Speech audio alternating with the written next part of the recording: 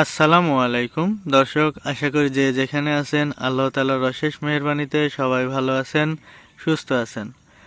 দর্শক, আমরা মূলত বাংলা মাছ চাষ করতাম। বাংলা মাছের সাথে মিশ্রভাবে পাবদা, গুলশা, ট্যাংরা, রাইক এই সমস্ত মাছগুলি মিশ্রভাবে চাষ করতাম। আমরা অনেক আগে বাংলা মাছের সাথে মিশ্রভাবে শিং মাছ চাষ করেছি, কিন্তু অনেকদিন আগে থেকে বাদ দিয়েছি, তারপরে আর করিনি।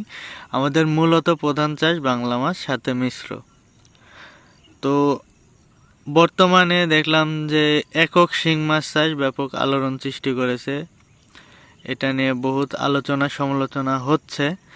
তো আমরা নতুন করে এককভাবে শিং মাছ চাষ করার জন্য উদ্যোগ নিয়েছি।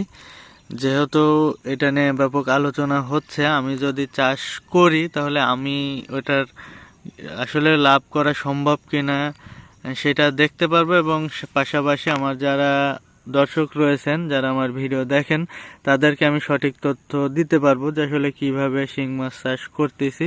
অনেকে শুধু লাভ দেখাচ্ছে, আমি শুরুর থেকে শেষ পর্যন্ত মানে বিক্রি করা পর্যন্ত ইনশাল্লাহ আপনাদেরকে সমস্ত কিছু দেখাবো।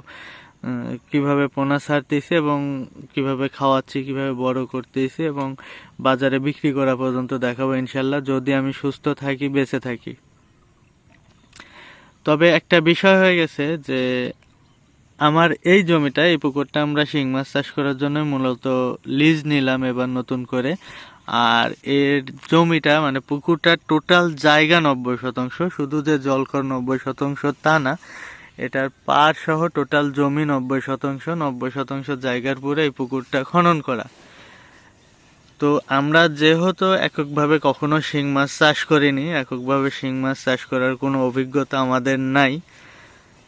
তো আমি 2 দিন আগে একটা ভিডিও দিয়েছিলাম, এই পুকুর লিজ নিলাম যখন, নিয়ে আমি 2টা বোর করলাম। এই কর্নার একটা, যে ওই কর্নার একটা আছে এবং এই কর্নার একটা, 2টা বোর করছি আমি। এখানে যেহেতু শিং মাছের পানি নষ্ট হয়ে যায়, এখানে প্রচুর পরিমাণ খাবার খাওয়াতে হবে, পানির গুণগত মান নষ্ট হবে, আমাদের পানি বাইরে বের করে দেওয়ার কোনো সিস্টেম নাই, তাই জন্য 2টা ফ্রি বোর করলাম, ওই বোর দিয়ে পানি নামাই দিব।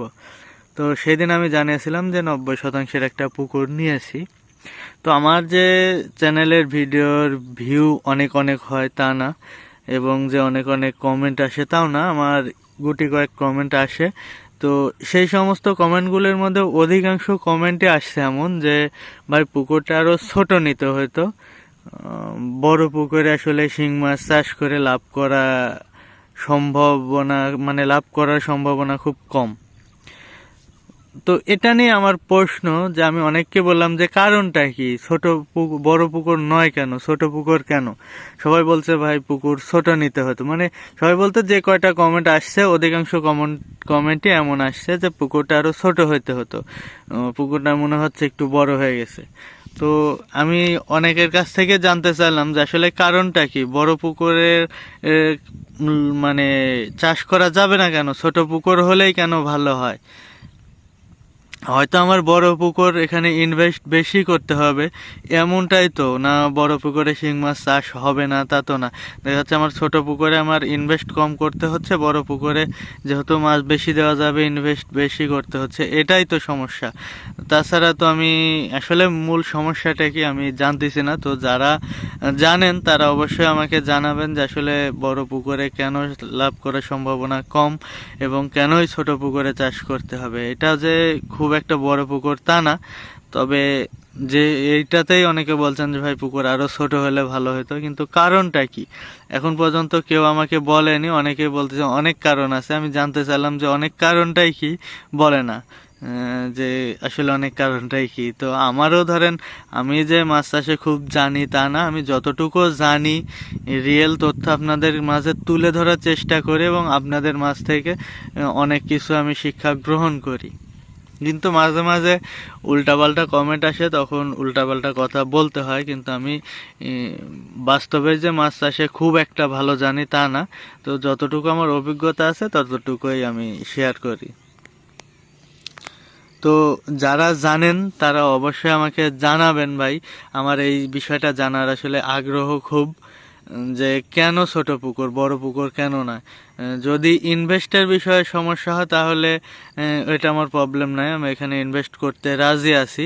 কিন্তু যদি কারণ অন্যটা হয় তাহলে এটা অবশ্যই আমাকে জানাবেন ভাই। কেন বারবার কমেন্ট আসতেছে যে ছোট পুকুর ভালো হতো, ছোট পুকুর ভালো হতো, কিন্তু কেউ আমাকে এটার সঠিক সমাধান দিচ্ছে না, কারণ বলতেছে না। তো যাই হোক, আমরা তেলাপিয়া করতাম না কখনো, এবার তেলাপিয়াতে আসছি। পরবর্তী ভিডিও আপনাদেরকে তেলাপিয়া দেখাবো যে কি অবস্থা হয়ে আছে আমাদের তেলাপিয়া বর্তমানে। আমরা তেলাপিয়া বিক্রি করছি, তো নতুন যেহেতু আসছি পুকুর পাড়ে ওইখানেই বসে আলোচনা করব। আসলে মাছ ধরা দেখাবো না, আমি মাছকে খাবার দিচ্ছি, ওইখানে বসে মাছ সম্পর্কে আলোচনা করব যে আসলে আমরা লাভ করতে পারবো কিনা, লস হবে, ওইটা নিয়ে আলোচনা হবে। তো ভাই, যারা আমার যেটা প্রশ্ন আপনাদের কাছ থেকে আমার যেটা জানার বিষয় সেটা যারা জানেন অবশ্যই আমাকে জানাবেন। সবাই ভালো থাকবেন, সুস্থ থাকবেন।